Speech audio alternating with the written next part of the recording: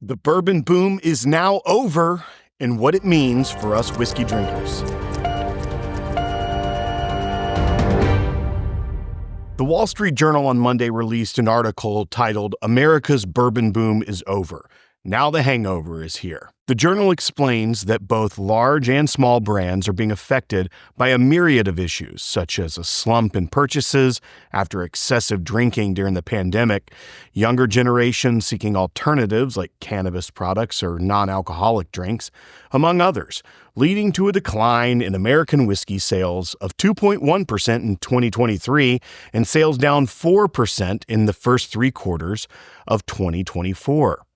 Those declines are the first in more than 20 years for American whiskey. The day after this piece dropped, Brown-Forman, the parent company of some of our favorite brands like Old Forester and Jack Daniel's, announced a series of strategic initiatives for growth. This includes executive restructuring, a reduction of 12% of the company's workforce, and closing the Louisville cooperage where much of the company's barrels were produced.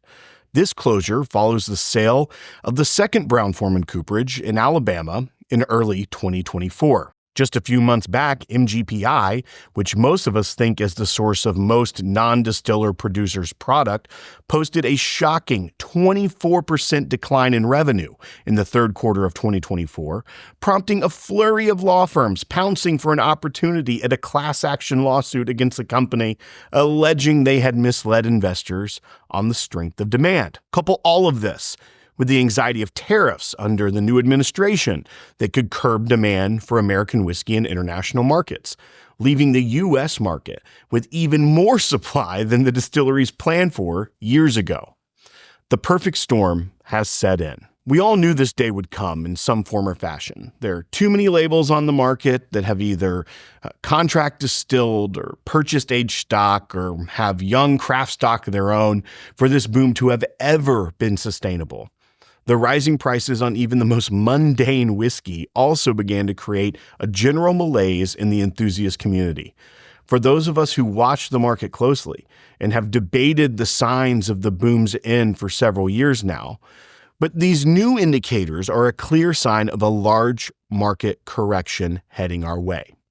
Before now, friends would point to the sitting single barrels in liquor store inventory, or brands we hadn't seen in a while being on the shelf again, or even the absurd amount of new labels popping up almost daily. But for me, I called it back in early 2024 when Garden & Gun magazine dedicated a whole issue to the bourbon boom. To me, that issue was years too late when it finally made the cover story. I knew that was the end of the bourbon boom, and now we have the data to prove it. So what does all this mean for whiskey drinkers? I see some signs of positivity in the midst of the doom and gloom headlines of the past few days. 1. Markets can't be white hot forever. Corrections are natural in commerce and can help get these out-of-control prices back down to earth. Yes, now, this can be painful for a company and for the many workers who may now be out of a job. I'm not downplaying that pain, but as a consumer, market corrections aren't always a bad thing for your personal pocketbook. Number 2, if the trendiness of whiskey has run its course, the true enthusiast will remain, while those marketplace competitors will move along. That doesn't mean that it won't still be hard to get those hyper rare allocated bottles, but it does hopefully mean that good everyday whiskey won't be something we have to chase as hard. And 3, a lot of bad whiskey will go away. We may lose some good brands that can't stay afloat, but the glut of homogenized NDP labels should hopefully disappear from shelves, leaving us with more quality and less quantity. 4, return of age statements. We lost a lot of affordable aged bottles over this boom. Remember when Elijah Craig was age stated 12 years and only about $30?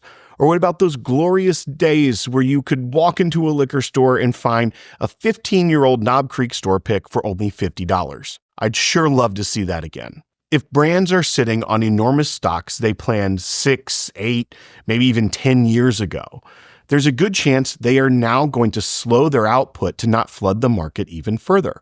This could be a good sign that we see them hold onto barrels longer. And maybe we start seeing more age-stated products over 10 years old that don't cost your firstborn to purchase.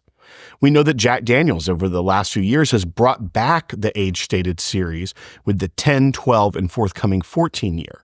Jack Daniel's himself released an 18 and a 21 year in his day. Is that on the horizon? Hopefully. If they have more stock and they can keep back more to get a higher yield of those certain products, I won't be complaining. Once again, I don't wish financial downturn or mass layoffs on anyone. That is the human cost we see in any economic correction.